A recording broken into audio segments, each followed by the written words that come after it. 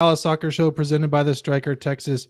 I'm Dustin Nation, and in this episode, we will serve as the season review episode of FC Dallas's 2021 season. In addition to the normal podcast episode, we are live streaming tonight's event across multiple Twitter accounts, as well as our YouTube channel, the Strikers YouTube channel. So grab a drink, get comfortable, and feel free to join us in the conversation by commenting on the video wherever you're watching it from. We'll read some on the air, and we'll even pull in some audience questions later on. All right, well, buckle up because we've got an amazing guest lineup tonight. But before on the video, wherever you're watching it from, get to them, let's say howdy to the Dallas Soccer Show regular and artisan Vuvuzela collector, Jonathan Ross. How's it going, Jonathan? It's going pretty dang good, Dustin. Coming out of my soccer coma after a couple of weeks with no FC Dallas, I've been peeking in on some U.S. men's national team, but I feel like it's time, man. It's time we've stepped away. We've seen the fun that was this season. It's time to break it down. Yeah, we've had a healthy separation, and now we can come back at it with fresh eyes. All right. So also joining us with tonight is the who's who of DFW sports and soccer voices. Leading off the lineup is FC Dallas radio host, former ESPN soccer radio host, and Bundesliga correspondent to the Tickets Kick Around show. It's Tyler Kern. How's it going, Tyler? It is going well, Dustin. Thank you so much for having me, Dustin and Jonathan. It's a pleasure, and too kind of an introduction as well. Man, we're glad you're here. Up next on the team sheet is FC Dallas TV and radio analyst, the other half of ESPN Soccer Radio, rest in peace, and professional backyard barbecuer. It's Steve Davis. I wore my best hoodie for you guys. I hope you like it. I love it. I am impressed by that hoodie. Does it have a hood? Look at that. Wow. All right. I'm right off the training ground, man. Had some kids tonight. Nice. So he's living the values. All right. Also joining us is FC Dallas TV and radio play-by-play voice, Dallas Stars broadcaster for Bally Sports and the Ticket, and emu enthusiast. It's Owen Newkirk. We're only 3 more guests away from having our own Hollywood Squares here. Yeah, I feel like we should do some Brady Bunch bit here. We could do that, yes. When you really point to somebody. All right, and rounding out the front four is the play-by-play voice of FC Dallas TV and radio, the Dallas Mavericks, the World Cup, the Olympics, and college football. He's also an amateur meteorologist. It's Mark Followell. Along with the Hollywood Squares theme, I'll take Paul Lind for the block, please. So I know I feel like that's really too old of a reference. There's probably not a lot of people watching that get that, but back in the day, man, what a great game show it was. It's good to be with you guys, and good to catch up with all of you about the sport we love and the team that we love, and let's do it. Excellent. Yeah, that one went a little bit over my head. Maybe a little too old for me. Paul Lind was the center square. The comedian Paul Lind was the center square on the episode of the Hollywood Squares that were on all the time. So back in the 70s and early 80s. If you got to explain it, follow well. Yeah, you got to explain it. Sorry. No. Well, I mean, I asked for it. So, all right. Well, I'm not sure how we managed to find some magical window in time when all of y'all were available. But thank you guys so much for joining us. I'm sure glad you guys were able to be here. And in fact, I think, if I'm not wrong, I think we might be one guest play-by-play host away from having the entire regular and backup TV and radio crew here. I think there's a guy named James backed up once. Yeah. Yep. Yes. And then I think that's the rest of us right here. It's pretty crazy. All right. Okay, so let's kick things off here. I wanna get started, and let's just take kind of we've had that step back, and let's go round robin, and we'll start with Jonathan, so everybody else can have a little bit more time. Let's hear what your 3 words that describe the FC Dallas this season are and why. I'm going to go with no real chance. And I think this is one where, looking back at the end of the season, right, and seeing the personal changes they had in the offseason, some of the people that they brought in who really had limited impact for the most part across the season. That, if you think about this team, the personnel, the rising competition in the league, I really don't think now, looking back, that there was ever really a chance for them to make the playoffs, or at least make a significant impact in the playoffs. So that's my 3 words. All right, we'll do it popcorn style. So you get to choose who's next. I'm gonna go with Tyler. I like it. I'm gonna go real Texas with mine and just say not so good. And that's truly like, if someone were to ask, like, hey, how did FC Dallas do this season? I'd say not so good. And we can expound upon that further, but I think I think we'll dive into a lot of the different things that Jonathan raised in his answer, just when it came to additions and also subtractions over the previous offseason, and the way that FC Dallas went about maybe addressing some of the needs or not addressing some of the needs that they had in the roster. Some of those needs maybe self-inflicted too early before the season and things along those lines. So you put all that together, along with a lot of injuries, especially along the back line and to key players throughout the season, and I think you end up with a not so good season, and that's what I'm going with. Love it, y'all. Yeah, y'all. All right, who's next, Tyler? I'm gonna go Steve-O. How about 3-word review, 1 step back?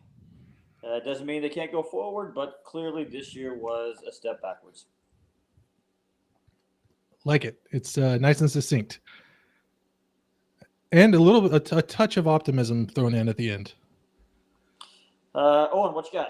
Well, if you want optimism, I'm here for you. So my 3 words are Pepe Choo Choo. Look, it was a disappointing year because FC Dallas wasn't really even in the playoff hunt down the stretch, let alone making it to MLS Cup playoffs. But he was, and there's some other storylines that are right up there, but I don't want to steal everybody's thunder here.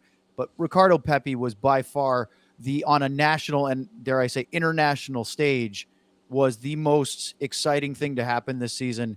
And we'll probably get into a lot more Pepe talk, but we're pretty excited to see what this 18-year-old from El Paso has done with this club. Absolutely. I think that, Mark, that leaves you. Yeah, I guess that does leave me. Well, I like the fact that Owen went positive, and it sort of made me, as I was kind of thinking about all these different things going through my head. So Owen going positive was good for me. So I'll say mysterious yet memorable is my 3 words to describe the FC Dallas season. And Owen very much so brought up something that I think shouldn't be overlooked, in that this was the breakout year of Ricardo Pepe, and it meant so much to the club that he did what he did, in terms of goal scoring for the team and putting his name in the record books and having a season that was one of the best in FC Dallas history from a goal scoring perspective. And it was great publicity for the club, all of the things that he did. The mysterious part comes from the fact that obviously, there were a lot of moves that were made that are tough to kind of wrap your head around whenever it starts like a week or 2 before the beginning of the season. Selling a defensive midfielder who was a pretty key component of your team, and then the things that happened with Lucci, and just there were a lot of things that unfolded along the way that were mysterious, I suppose would be a polite way to put it. Yeah. I think my 3 words would be Jesus and Pepe.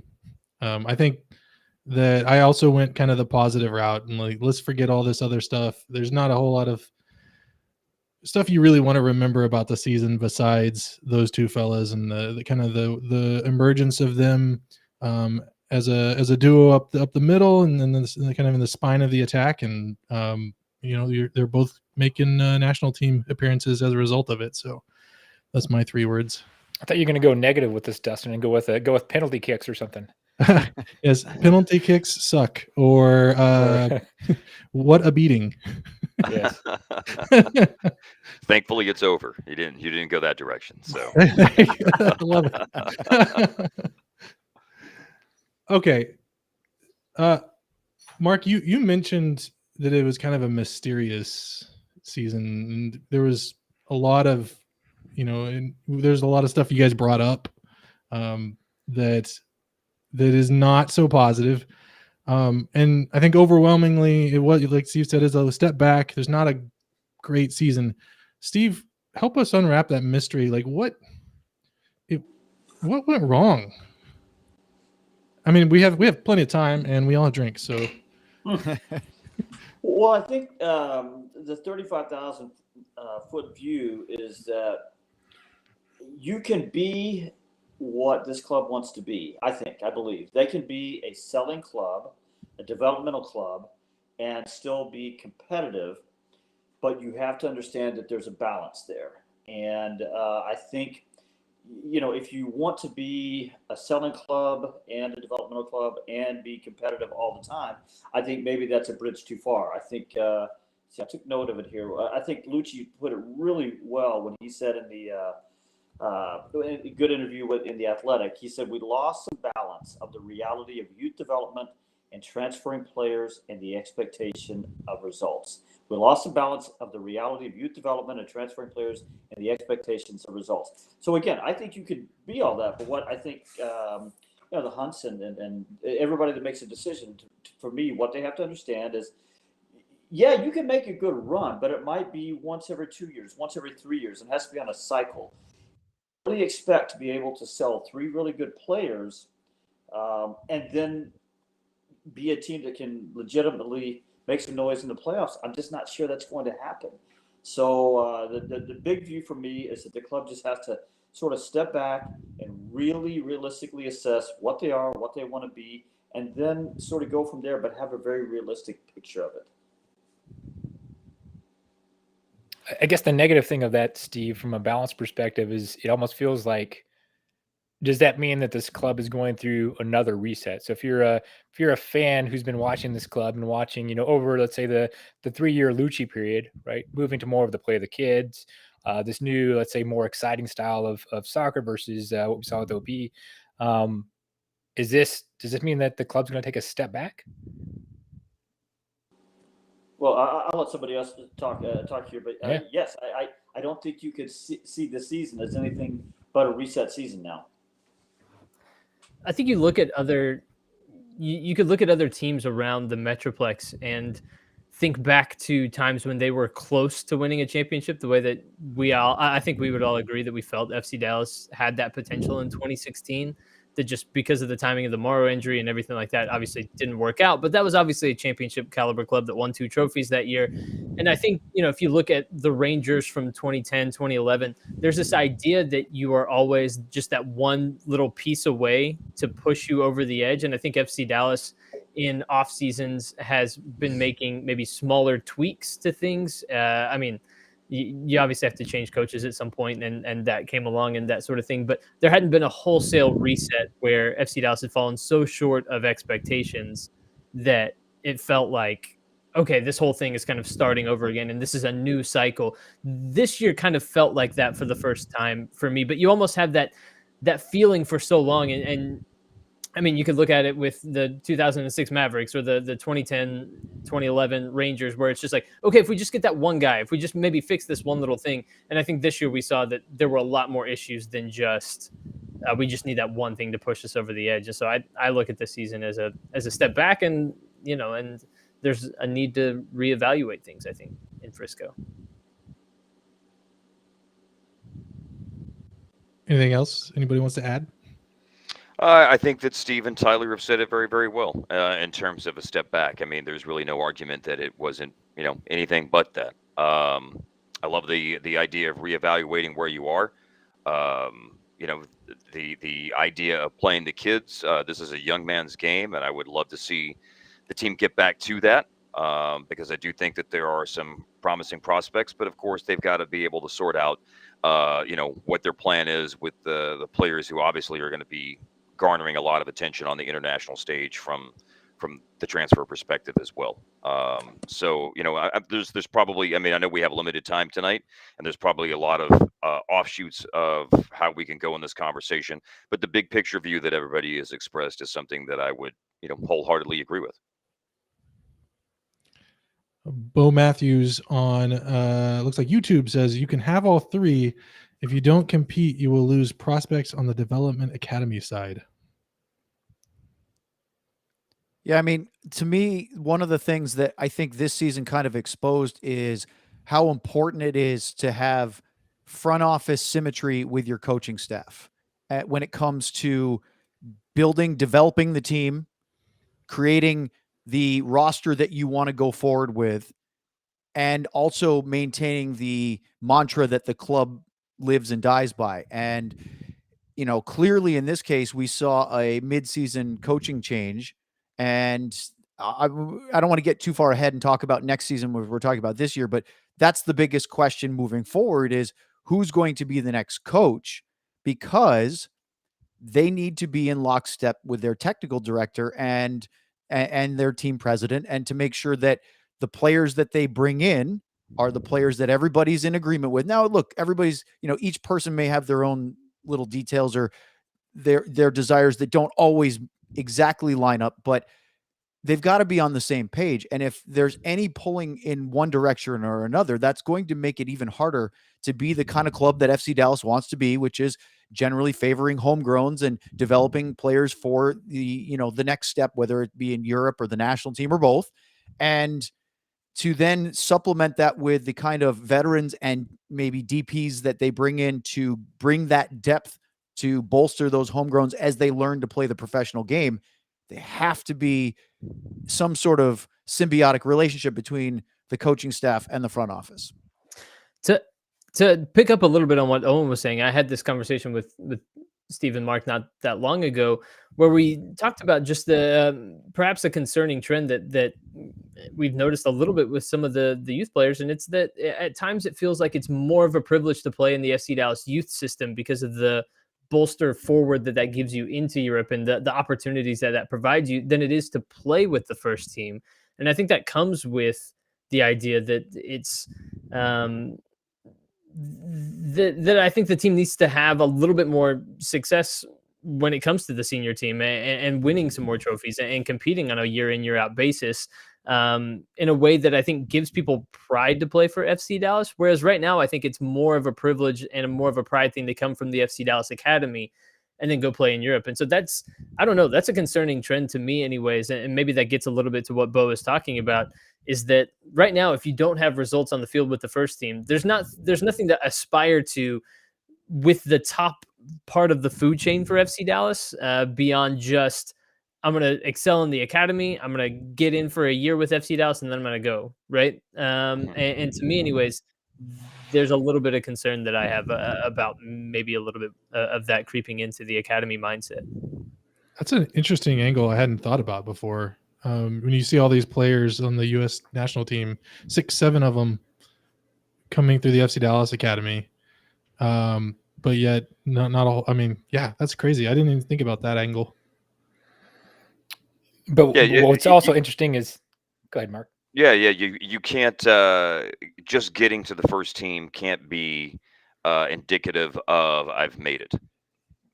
I think that's kind of the direction that Tyler's talking about. That can't be viewed at just getting there. Can't be viewed as, well, I've done what I need to do. You've got to be able to have success once you've gotten there, and success is not solely defined by I've got the attention of clubs overseas. And, I've assured myself that I'm going to be punching my ticket to play somewhere else. I think that's kind of what Tyler's getting at, if I'm summing it up correctly, right? Yeah, and I think I poorly articulated the fact that maybe there's just not this feeling of there's a legacy that I need to carry on with this club by going and excelling with the first team and winning things and carrying on this incredible legacy of success with the first team. There's not that feeling of that, right? It doesn't feel like players are being held to a standard of, in 2016, we did these things and we had these players and we made the playoffs and year in, year out and that sort of thing. I guess there's just not that feeling from me. And maybe I'm too busy trying to play sports psychologist here or whatever, but it just feels like maybe a little bit of that has been lacking lately as players come up and want to show out well enough just to get their passport, stamped to go to Europe. Yeah, but I do wonder if some of that's just the prestige of MLS overall. So, versus being FC Dallas specific, where a lot of people, especially growing up, right, they're watching, European clubs, and that's their dream. Their dream isn't to go play for their local MLS club. It's to make that trip to Europe and play at the highest levels. And so think a lot of players are going to be looking to wherever club they end up at as a stepping stone. But what's interesting to me is if I think about this team and from a balance, stepping back and thinking about the year, I feel like some of those younger players are probably the highlights. So we're talking about, hey, they need to do more. They need to understand kind of let's say, build out more of a legacy of the club. But to me, I mean, obviously we had a couple of people mention Pepe or Jesus, right? Those were, those guys, the breakout year for Tafari, right? Some of those guys were the highlights to me of this season. And they're all the younger kids. I think that's a fair point. Yeah, that the younger guys were the highlights, and they weren't properly supplemented by veteran players who could mesh with those younger kids in terms of having productive results on the season. So I think there's validity in what both of you were saying. In terms of what the highlights were this season, because I think you could go even farther than what you said, Jonathan. As Steve and I noted on the broadcast, Cervania worked his way back into the first team and played a lot at the end of the season. Tumasi looks like a very credible MLS right back. Obviously, you said Tafari is another good name to mention as well. Paxton was healthy all season long. I mean, that's a wonderful thing. You have to consider him as part of the young core. But the veteran players that were part of it. I mean, this, an example of why I use the word mysterious early is a DP that got basically buried on the bench at the end of the year, Brian Acosta. I mean, your designated player midfielder barely saw the field after the last international window. I think maybe he played one of the last 5 games, and I get why maybe you didn't want to play him and you wanted to look at younger players, but I don't know. That's just one of the many mysteries of the season for me. Yeah, I think Jonathan, what you're saying is kind of almost what I mean in that you're right. The younger players were better, and that to me is a problem. Is that there's not this high standard set by the DPs and the older players. And I kept harping game in game out this season that it's not the homegrowns that are letting FC Dallas down. It's the older players. It's the guys that you brought in to be these reliable pieces that are letting the team down. But I think legacy is built by the guys that have been here for 10 years. And I think you needed more from those guys this year. And maybe less than 10 years, 5 years, 3 years, whatever, however long a Brian Acosta has been there, or, even I think Matt Hedges would probably be honest and tell you this wasn't his best season, even though he obviously wasn't healthy for a vast majority of it. So that kind of is exactly what I mean, in that I think the younger players were much better than a lot of the older players. But in order for there to be a standard that is set for a team, I think you have to get better performances out of designated players, have to get better performances from some of these guys you brought in for big money deals. So I think we agree in the end.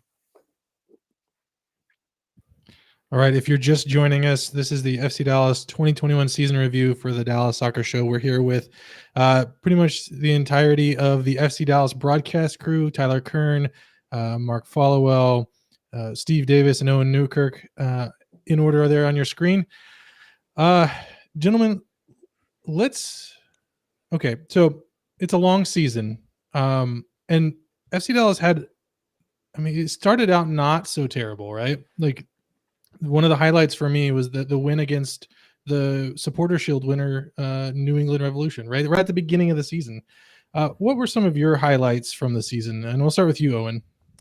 Wait, I'm going to be the guy that says nothing but Ricardo Pepe all night, apparently, because obviously his hat trick against the LA Galaxy was a big one. I think it probably saved Luchi Gonzalez his job for the time being, because they had a really tough run of form. The wins they had in that span of road games where they went to Kansas City and had those 2 absolute bangers from Jesus Ferreira and Paxton Pomykal, which, to be fair, Ferreira was phenomenal, and you could argue he deserves to be the team MVP this year, even over Pepe, who was the breakout player that Mark said and used a great term for what I think very much deserved Ricardo's, the celebrating his real emergence as a starter in MLS. That point in Seattle, which they had been just wretched at trying to get any results against the Sounders on the road. But to me, I mean, look, it's going to sound like a broken record coming from me, but watching Pepe score a hat trick against LA Galaxy, them winning, and at the time, Hader Obrian even added a goal that probably shouldn't have been scored, but we didn't know that he was going to have that kind of offensive surge toward the end of the season.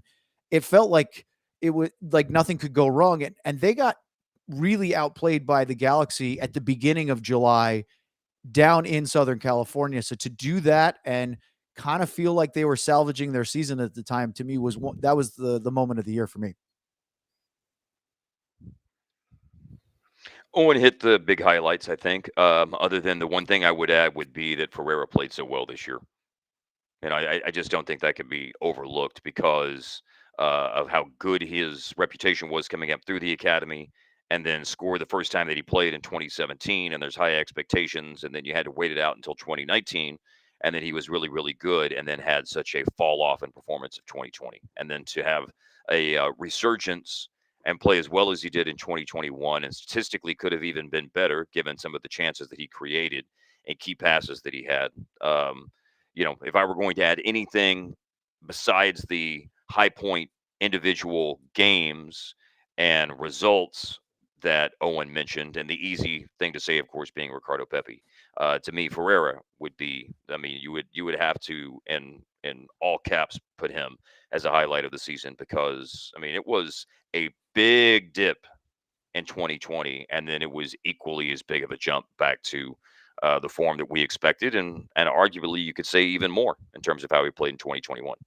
And Mark, further to your point, and I'll let you expound on this more, but I think Jesus was more consistent, especially down the stretch, than Ricardo was. And I know he was going through playing more national team minutes than Jesus was, but I think Ferreira was the better of the two in the last probably 10 to 12 games of the season for FC Dallas. Yeah, I mean, I don't have the numbers in front of me, but if you tallied it all up based on goals and assists and key passes, I know that I think whenever he got his national team call up in October, I had or I tweeted out that I think that in his last 12 games prior to that, I think it was maybe six goals, 5 assists, or 5 goals, 6 assists, whatever it was, and 37 key passes. And Steve may even recall that I called him on the phone that day just to make sure that I had the proper MLS Opta definition of what they call key passes, which are basically a pass that leads to a shot. And that if you average 2 or 3 a game, I mean, that's going to put you in the upper echelon of the league. And in that stretch of time that I'm talking about for Jesus, he was averaging just over 3 a game. So yeah, there's some validity in what you had to say there, Owen, for sure. So, I would say that in terms of results, it's hard to argue that there's a whole bunch of them. I'm not sure if anybody mentioned the national televised win at Austin. I thought that was kind of a high point as well. But, when I think about in terms of individual development, you guys have obviously talked about Pepe and Ferreira, but I think there are other really good things to kind of hang your hat on this season in terms of what I would call discovery of Emma and Cozy. I don't think before the season, those were two guys that we thought would necessarily be challenging for starting spots, and now we're talking about them as pretty good options, starting options for next season. I think the progression of Cervania, again, a guy that sort of got lost in that weird transfer. I forget the team he was playing for on loan, where he's playing right back in Austria, I think. Yeah. He comes back in. He's playing very well at the end of the year, so that's progression. Cerrillo, maybe not as much progression there. And I would also say that, but Cerrillo, not as much progression, but some progression. And I would say, it was mentioned a while ago, that just Paxton getting through the year injury free. I don't think he got anywhere close to what his ceiling was. And I also think he'd be a little better, a different position, but that's a little different conversation. But I would say just getting through a season for Paxton, I'd say that's even progression. Even O'Brien at the end, to me, he's got to learn to defend, or he's then he's maybe a better bench option. But even there was progression through the season. So there are different places that you can look at this year and say, okay, results clearly not what they wanted, but at least there was some individual progress. And for a team that values and pretty much sells himself on that, there is some value to that. It's saying pretty much the same thing that Tyler said about the DPs not playing well, but in reverse, saying that all the young kids played well. Not just played well, though, progressed. Okay, sorry. St. Polten was the club, by the way. When you're playing in the Austrian Bundesliga on the team that got relegated out of the Austrian Bundesliga into the second division, that feels like you're pretty far off the map. to Steve's point about Cervania. That's where he was before he got back to FC Dallas during the summer, and then ended up starting a lot late in the year.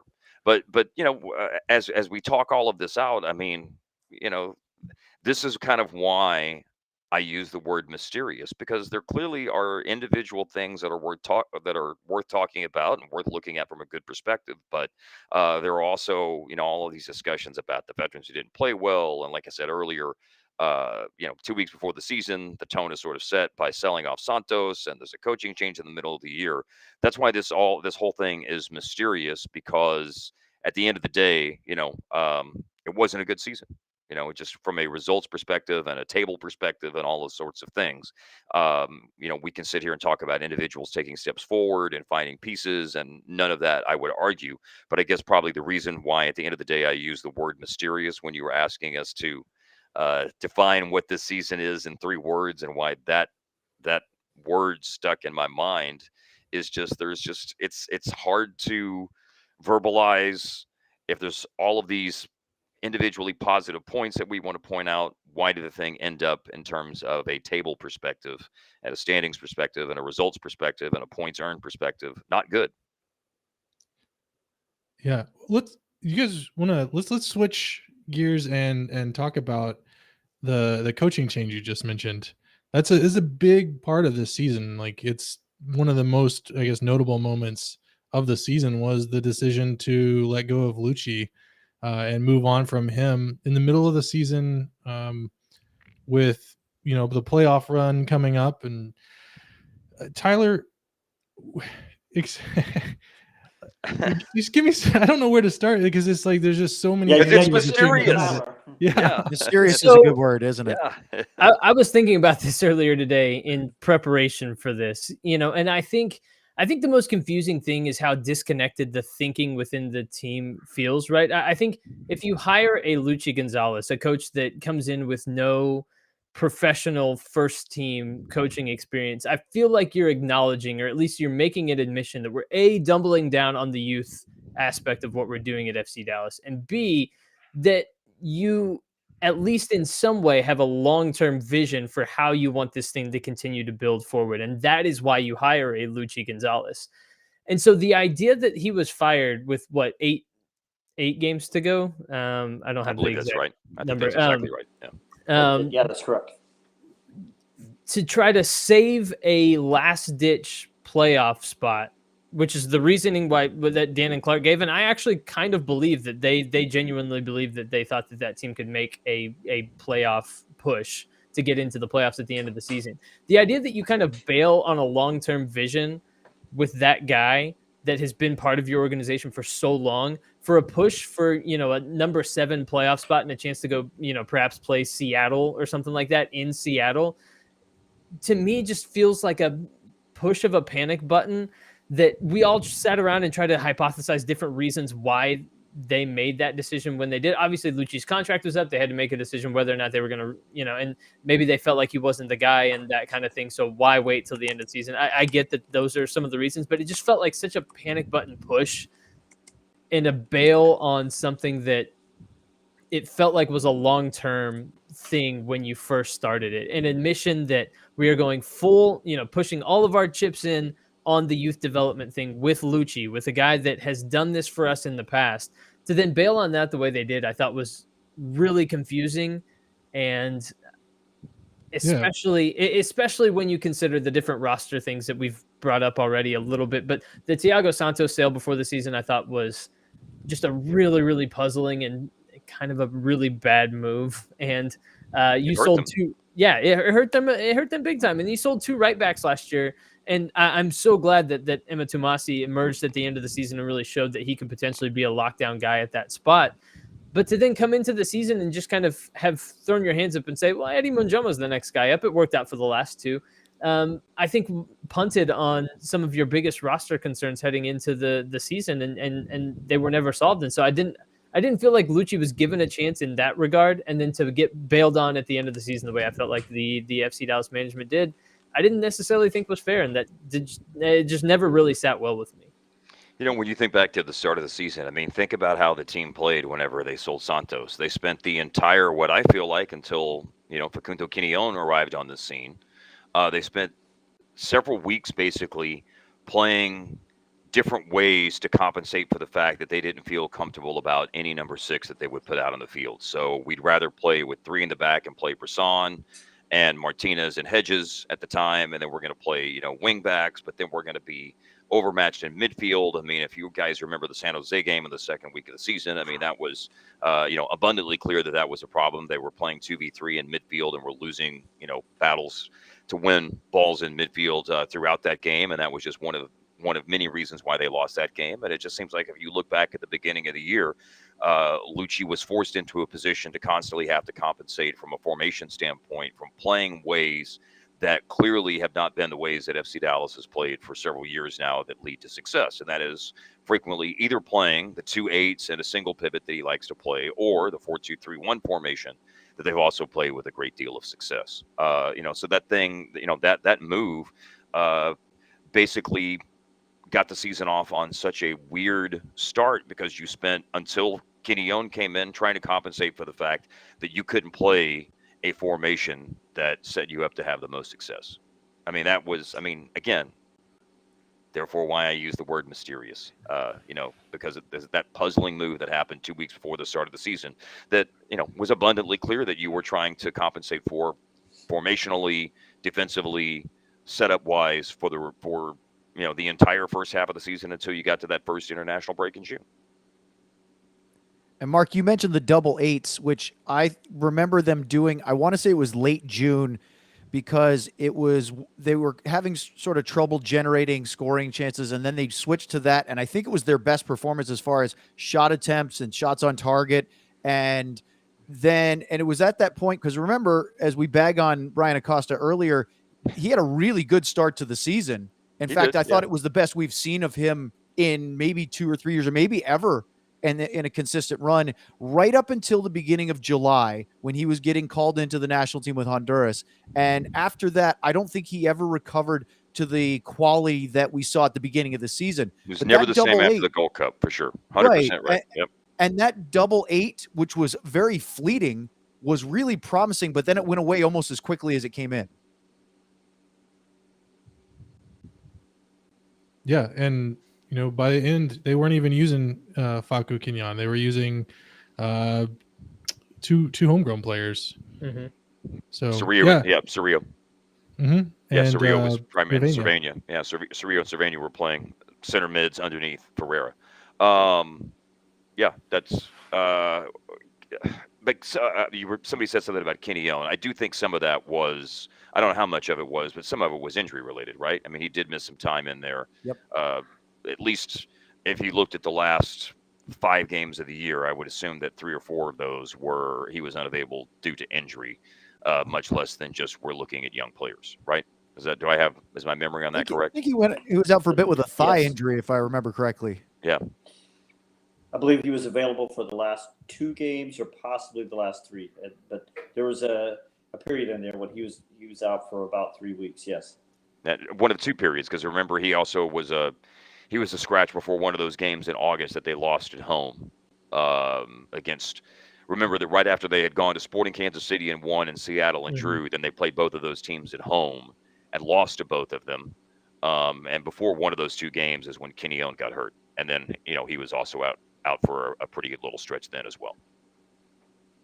And I think Quinion was good, and maybe was an answer to a question to a certain extent, but that's not to say that he came in and lit things up or was incredible. I think about the Minnesota game, I believe, where Ja'Cory Hayes took the ball off of him and Minnesota goes the other direction and scores. That was his first game. Yeah. First game. Yeah. Yeah. And maybe that's a worthwhile caveat, but I feel like there were some mediocre to bad giveaways at times from Quinion, and he was not necessarily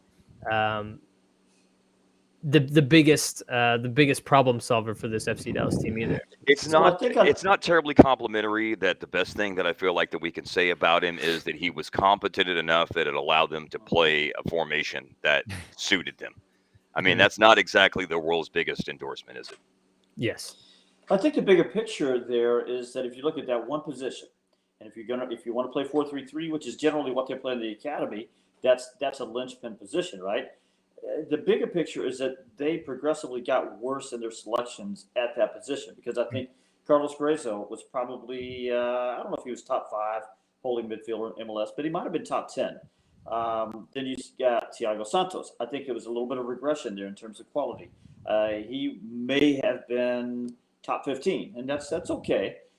Facundo Quignon, I don't know, if he was, definitely wasn't top 10. I'm not sure he was top 15. Maybe he was top 20 or 25, something like that. But that's, now you're getting to a real deficit in quality, and that's just at that one position. So as we talk about the veterans not getting it done, there's also some culpability. And look, the team brain trust, Andres Zanota, he said we've got to do a better job of that. And I think that's a really good example of it. Tyler, you brought something up that I think is fair. I don't want to come off sounding too naive, because you mentioned some of the things that got pegged on Lucci that you didn't think were totally fair. And I agree with what you said. The biggest one that stuck it to me in a way that I didn't sit well with me was what he did with this club through COVID last year in 2020, with having so many training camps, because they started their season and then there was a lockdown in March, and then they came back and they went to Orlando and they never really got on the field because they had that huge outbreak within the team. And then they had to come back, and after they overcame that, get ready to restart the season in August and play, Nashville more times than they probably cared to. And I really thought that making the playoffs and then winning a game and moving on to another round was, we all talked about, they took a step back. Yes, they surely did. They missed the playoffs this year, but they made the playoffs in Lucci's first year, lost a wonderful game. What an exciting game against Seattle in 2019. Then they win a game, lose again, but you see that progression. And I'm not naive enough to say that what you've done in the past obviously gives you enough credit to overcome all issues with the club. But after getting that team through what they had to deal with 2020's COVID outbreak and everything, you wonder if it's good enough at least till the end of the contract. But that being said, and I think this is important, I think all of us like Lucci. He's a very likable guy. He is wonderful to talk to. He's very interesting, and he always gave us tons of time, especially on the broadcast. He never rushed away from us. Even when he said, "Hey guys, I've got video in 10 minutes," he'd talk for 12. And it was always really nice to chat with him pitch side when we were allowed to. We even did the FaceTime thing a couple of times, which was less than ideal, but we were trying to work around MLS protocols and try to follow the rules. The big thing for me is that it's important to say that while we do have all those affinities for him, he's not completely blameless in how the team played throughout this season when he was the head coach, even though everything you said, Mark, Steve, John, as well as Tyler, you guys all mentioned some of the deficiencies that he had to overcome. I think everybody's culpable on this, but he doesn't completely avoid any criticism in that regard.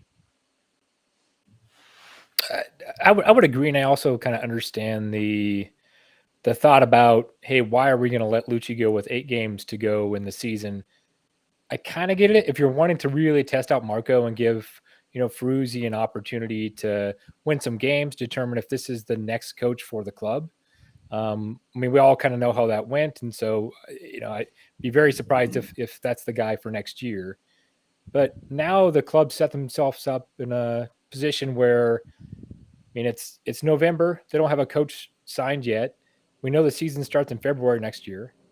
So they've got a very short time period to turn around, find a coach, and then actually figure out, which new players will fit this playing style. So it's going to be interesting to see how they can avoid taking another step back next year. And I don't know if you guys have any thoughts around like key things to focus on, other than obviously finding a coach. Well, I think they're going to have to take a look at what they are at the linchpin position. That's that, and how are they going to rebuild a defense that statistically wasn't very good? I believe, did they give up 56 goals this year? Is that right? Sounds right. Yeah. A lot. Yeah. Too many. And so they've got a lot of questions to answer there. I think that's pretty clearly, in terms of roster construction, who's going to protect the back line and what's the back line going to look like. Those to me are I'll hand it off to anybody else who wants to address it further. But I mean, I think that's a pretty easy jumping off point in terms of what you're looking at this offseason. So one of the things that I've read, I think it was Soccernomics was the book that I read, and I've talked about it on our show a couple of times, where they talk about like one of the biggest mistakes clubs have or clubs make whenever they change coaches is bringing in a coach that's a different playing style than the club is used to, and then they bring in all the players that club wants, and then they fire the coach when he doesn't do well, and then they have to bring in a whole nother set of players. And it seemed to for a while that FC Dallas was kind of staying on the same, like, I guess, same style of play, that Oscar Pereja style. And then they switched and Lucci kind of brought a different element, and they needed some different player sets. Do you think that the Hunts will want to like maybe go back to that successful model that they had under Pereja and with the fast wingers and the counterattacking offense? Or do you think that maybe they'll kind of change it again? So what I would say is it doesn't really matter as long as there's a comprehensive approach, right? So Jonathan said it best when he said, "Here we are in November. So what's going to happen here? You know, player contracts and options, or these decisions have to be made." And I hope they're being made in a more comprehensive way in terms of, well, what kind of coach do we have, and what kind of style does he want to play? And then you, as opposed to reversing that construct and saying, well, coach, here are your players and you have to fit the system.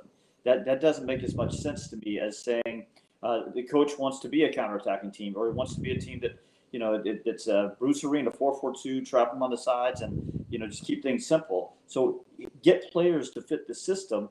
But what system do you want to play? Well, that depends on the coach you're going to bring in, and the clock's a ticking. Is anyone surprised that there hasn't been at least something said about Marco yet? Like hey, thank you for being the interim manager, anything along those lines from the club? I mean, I don't want this to sound, snarky or cruel, but 6 points in 6 out of possible 24 points. I think that question answers itself. And I think Marco would probably, realistically, I think he probably knows that. And so you're just basically saying there's probably not any reason to say anything at that point. You know, that all you have to do is just you'll have said what needs to be said whenever you hire a new full-time manager. Yeah, maybe sometimes the less said the better. Yeah. Excellent point. Yes, but especially if you're planning on keeping him in the front office. You don't want to. I think that's.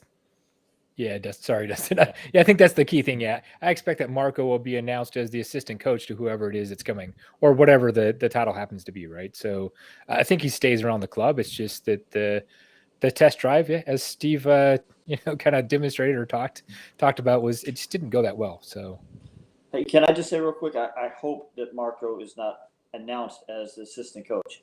I think that's an improper way to do it. I think the head coach, you bring him in, and he has the right to assemble his staff. Marco will definitely have a role on the team. He should have a role on the team because he sort of threw himself on the grenade on this thing, I think. But if the new incoming coach wants to have Marco right back in that assistant TD role, I think that's fair. But one way or the other, he should have the right to name his own assistants. It should be a Jerry Jones kind of thing where you bring a head coach in and tell him who his assistants are, in my opinion. Yeah, definitely agree. And they gave Lucci that option, by the way. You know, Lucci Sure. named his own staff in terms of Mikey Varas and Lucine as top assistant coaches, top lieutenants, if you will, and obviously Marco was more in a front office capacity, more in that assistant technical director capacity, as Steve said. So, any more thoughts on that whole coaching situation?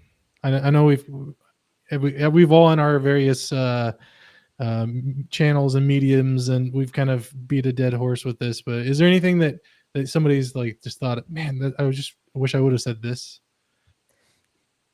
I think it's very interesting that just about everybody and anybody that played a role in making FC Dallas what it was when it was at their most successful over the last few years is now gone. And so this is 100% and totally after this hire is made, Andre Zanotta's team, right? And so I think that there's a lot to be said for who his choice ends up being, and him really kind of nailing his colors to the wall on that, right? So I think that's interesting. I think that too often we at FC Dallas might just think that it's a given that the academy will always be awesome and always just be producing the next Ricardo Pepe, Paxton Pomykal, Jesus Ferreira, Reggie Cannon, Justin Shea, go on down the list.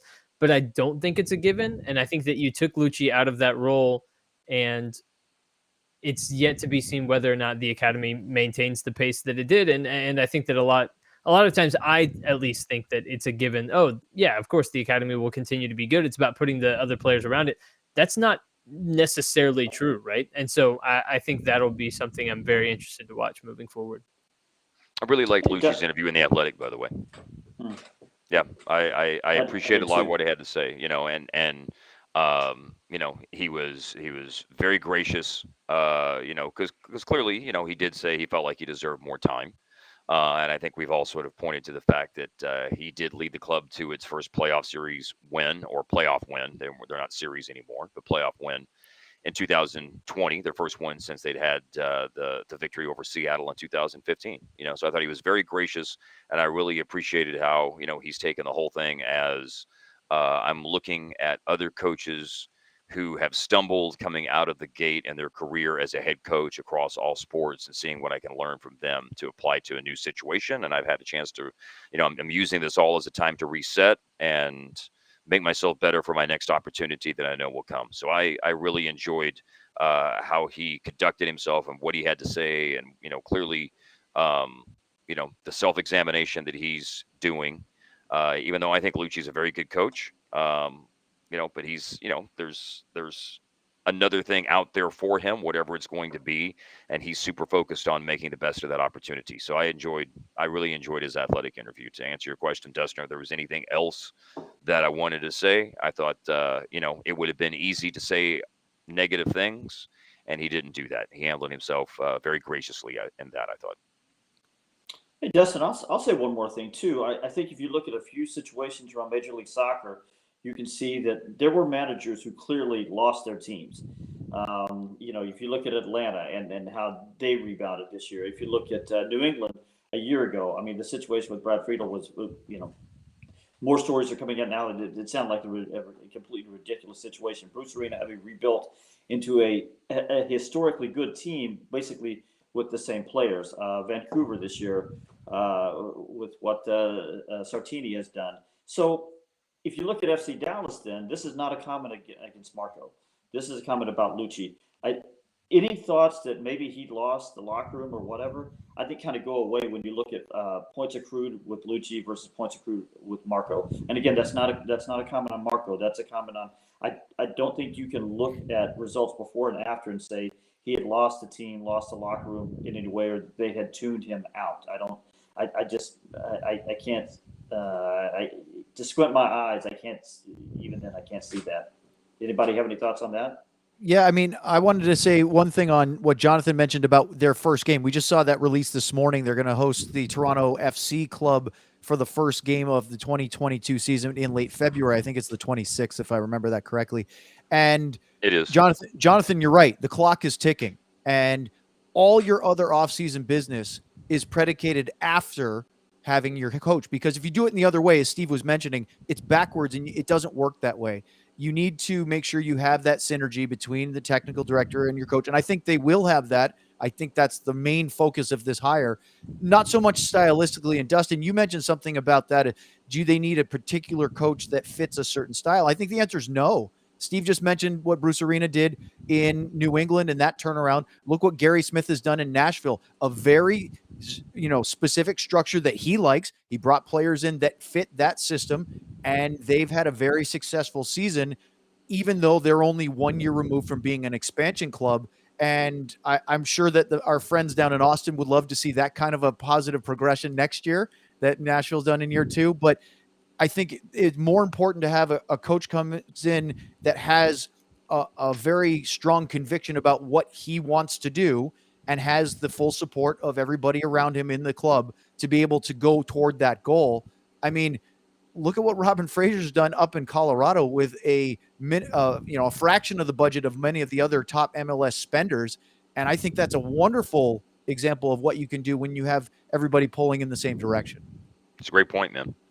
And by the way, and you know what? I believe if I recall correctly, wasn't Robin Fraser mentioned in the Athletic article as well about Lucci and someone who, and look, there were a lot of reasons things didn't go well for him in his first opportunity to be a head coach in Major League Soccer because of what was going on at Chivas USA. But he was held up as an example. I think that Lucci himself said that he was kind of trying to take this time to look at what he did and model himself after, and et cetera, et cetera. So yeah, that's an excellent point, Owen. All right, we've got a couple more minutes. If you've got a question for the panel here, you can type it into the thread on Twitter or on YouTube, and we can get that up on the screen. But I think we get in these last waning minutes. Let's talk a little bit about next season. Yes, let's talk about it's all good. Let's talk about next season and maybe some of the personnel changes that if you are Andre Zanota and you've got to make some personnel decisions, what changes would you make as far as some of the, I guess, non-homegrown players? And we'll start with Tyler. He looked the most unsure. Oh yeah, that makes for good content. You just pushed it right up there on the plank, man. You must not listen to the podcast. We don't have good content. That is not true. Unequivocally false. No, so I think in terms of roster moves, one of the first things I'm doing is, and I'm fuzzy on contract situations, and I know that it's not always readily available information, especially given option years and that sort of thing. But I'm looking at what I could do to get out from under any kind of money that I owe Brian Acosta at this point, unless the new coach that comes in, whoever that person may be, just absolutely loves him, that sort of thing. I'm probably looking at that as something I'm contemplating doing. Obviously, you got to figure out the Ricardo Pepe situation. That's probably that's probably item 2 after hire a head coach, is figure out what you're doing with Ricardo Pepe. If Ricardo Pepe does stick around for the 2022 season, then I would also probably see what I could do to get out from under any kind of Franco Jara money. I don't know that that's possible given the amount that you're paying that guy, but those are probably the first couple of items of business to get sorted out outside of a head coach, which I think is the most obvious thing. And that doesn't even begin to address the backline issues that this team had. And I think part of it is going to be unknown to us, but it's how healthy is Matt Hedges going to be able to be entering the next season.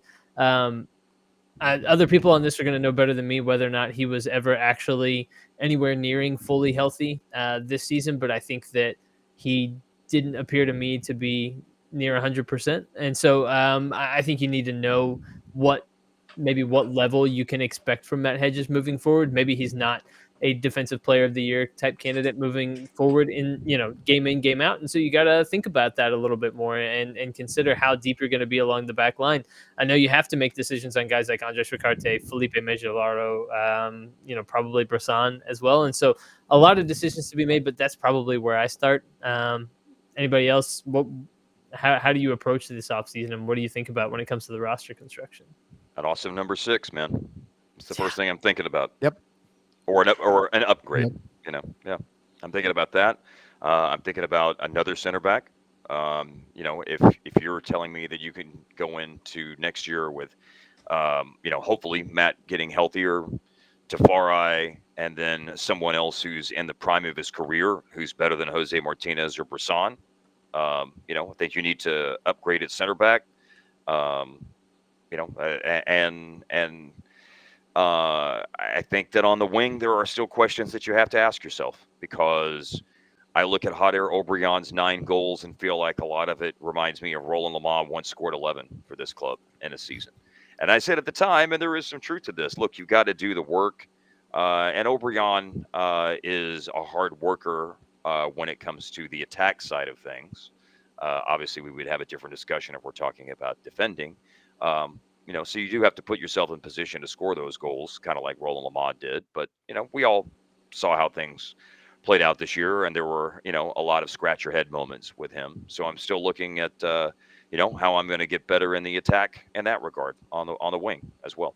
So those, there are other things too, but, I don't want to monopolize the time here, but defensive midfield, the center back, and, how can I upgrade the attack, specifically looking at wing players? I also want to say just real quick that Daniel Robertson pointed out, I think midway through the season, that FC Dallas had no other players on their roster who had ever played a game for another team in Major League Soccer, which is still just so wild to me. And I think that the best teams in MLS build their roster from every different possible angle that they can, including other players that have played in MLS before. Like a Kellen Rowe, I think I talked Mark and Steve's ear off about this at some point, but Kellen Rowe goes from, bounces around the league. Yeah, I did. But ends up at Seattle, right? And he's from Seattle, and that makes a lot of sense. But there is value to be had within Major League Soccer. There's still value to be had within the draft. I think we've seen there's value to be had in homegrowns and DPs and all the different angles. But for FC Dallas to not pursue that angle, especially for a proven MLS veteran, I think is a little negligent. And I hope they address that. Somebody brought up Robin Fraser earlier in Colorado. They're collecting like misfits from the league and making a cohesive unit out of it. And doing it well. Yeah, go ahead. I'm sorry, Steve. No, please, Mark. All I was going to say was Tyler did talk her ear off about Kellen Rowe, but there was a reason that he did. I mean, his point is exactly right. I mean, it's not like he wasn't. It's not like there was no basis for him talking her ear off about that particular point. Thank you. That's all I was going to say. So for me, I would say almost exactly what Mark said. I would love them to go out and get, but I'll dial down a little bit on that 6 and that defensive midfielder. I want them to get a real hard ass on the field and in the locker room. Somebody that the cop on the beat back there. And Facundo Quignon, I just think he was a different profile. Even Carlos Grezzo was as good as he was. He was a hard ass on the field, but they need a leader. If you're going to surround him with a young guy in the back, maybe they have, maybe whether it's Tafari or maybe even Justin Shea, a emerging fullback on the side, and Emma Tumasi, 2 young guys in front of him, whether it's Cervania or Cerrillo or Paxton Pompico or Jesus Little. You need a leader right there in the middle to tell those guys. You need a Diego Chara type. So go spend your money right there, and maybe put Paxton back in the middle. On the wings, they absolutely have to get competition for O'Brien and Hader, for O'Brien and Shun, a different profile player. And by the way, as far as O'Brien, and to Mark's point, let me ask you guys this. Does anybody in this panel think that Hader O'Brien, with his 9 goals, okay, that's not bad, with his 9 goals, does anybody in this panel think he could play for Bruce Arena? Not a chance. No. Negative. Not a chance. Because he doesn't defend, and when he does try to defend, he creates penalty kicks. He tackles from the wrong side. He makes the job so much harder for everybody else. Because God bless him, he tries, but he just can't defend. So that guy for me, there's a lot of addition by subtraction. If you just take him off the field and put, to Tyler's point, go find an Ethan Fendley out there. Who's bounced around a little bit. There are guys in the Major League Soccer that have bounced around a little bit. And by the way, if you look at all teams, all successful teams, most of them have, like you said, Ozzy Alonso in Minnesota. He switched teams. Look at old Bruce Arena teams. Todd Donovan came, a guy like that you don't think of as a linchpin guy, but coming from another team to fill a need, I think that's well put from Tyler. Drew Moore on Toronto, Michael Parkhurst for Atlanta. Yep. All of these successful teams have one of those guys. Yeah, you just have to have it. Sure. So I'm looking at Kyle Beckerman in Real Salt Lake. Oh my goodness, who just got honored this year out in Salt Lake City. That thing they did with the field was one of the coolest things I've ever seen. That was awesome. Yeah. My Facebook lawn group loved that. So and don't forget, for all those years, Kyle Beckerman, institution at Real Salt Lake, he played at 2 other teams first. He was at Miami originally. He went to, a lot of people forget he was in Colorado, came over in a trade. So to your point, Tyler. Also, Dustin's in a lawn Facebook group. I'm peak dad. That's right. Awesome. We need to revisit that at some point. Yeah. At some point, yes, Hey. we do. Here's a plug. You can look back. We interviewed Alan Reed from the Toyota Stadium pitch crew, and went really in depth. Did you know that grass has pheromones and hormones? You do now. I did not know that, That's but I'm right. not surprised to hear it. Yes. So I mean, it's a living, breathing thing. Grass is. It's true. Yeah. So that's on our YouTube channel. If you get bored on the road there, Mark. That's right. We have a lot of depth here at Dallas Soccer Show. Right. So Clearly, I I'm have going something to to do here at the hotel room in Los Angeles as soon as I get done with this. I'm going to try to segue from horticultural pheromones to hot air Obrion. So we'll see how it does. But no, seriously, Good luck, dude. I will admit that my opinion of hot air has grown vastly from earlier in the season till the end.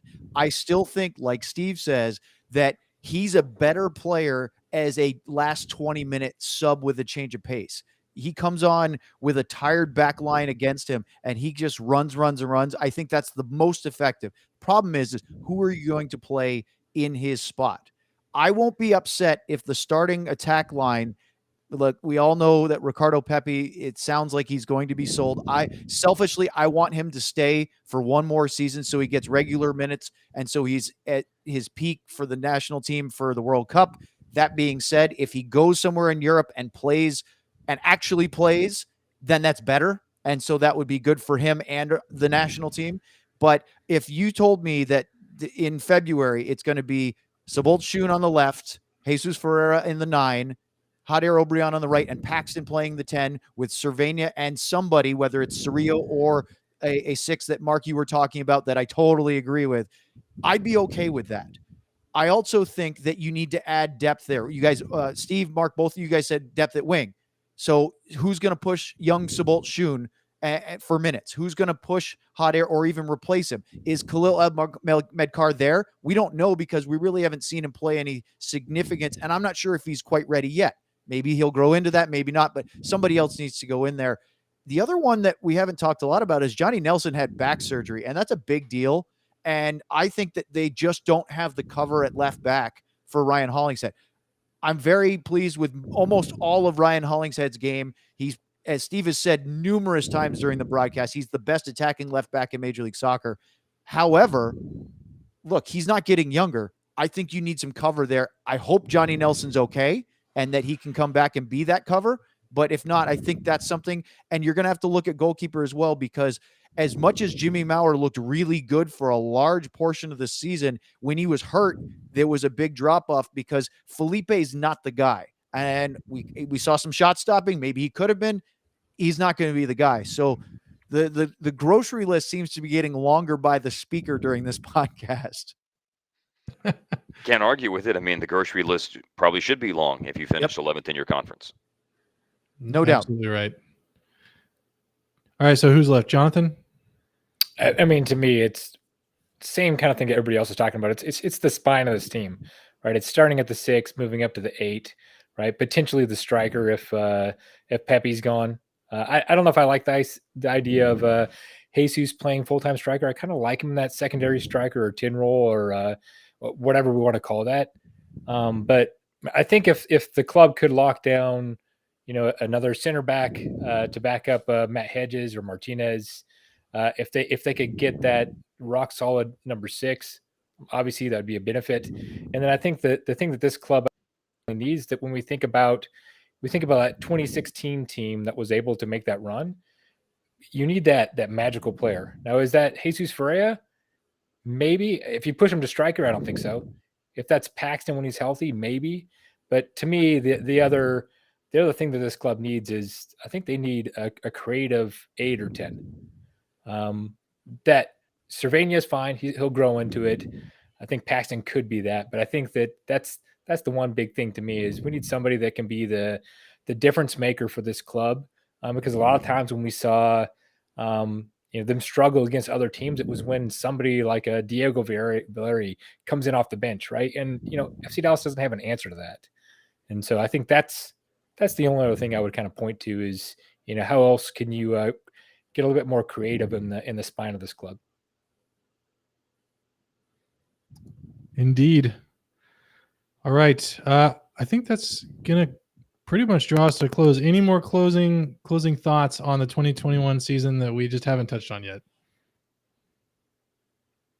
No. All right. Hey, I think well, that speaks volumes when you don't have Yeah. any more closing thoughts. Yeah, I think good- I think good that means riddance. it's time to move forward. all Yes. right. Well, that does draw a close to the 2021 season for us here at the Dallas Soccer Show. Again, thank you guys so much for joining us. I know you are all busy folks, and we really, really appreciate your time here. Nice to talk to you guys, and nice to see everybody. It's a wonderful Yeah. thing. All right. Well, that I think that's going to do it for us for the year.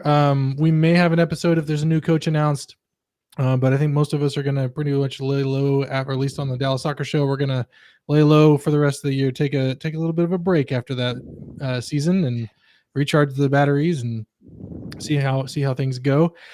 If you want to follow any of these folks on the panel, we've listed all of their tags on our social. We're Dallas Soccer Show at DallasSoccerShow.com. We're also on the StrikerTexas.com. Thank you to the Striker for letting us use their streaming platform. And for all the folks here, for Jonathan Ross, I'm Dustin Nation. Thanks for listening. Thanks, everybody.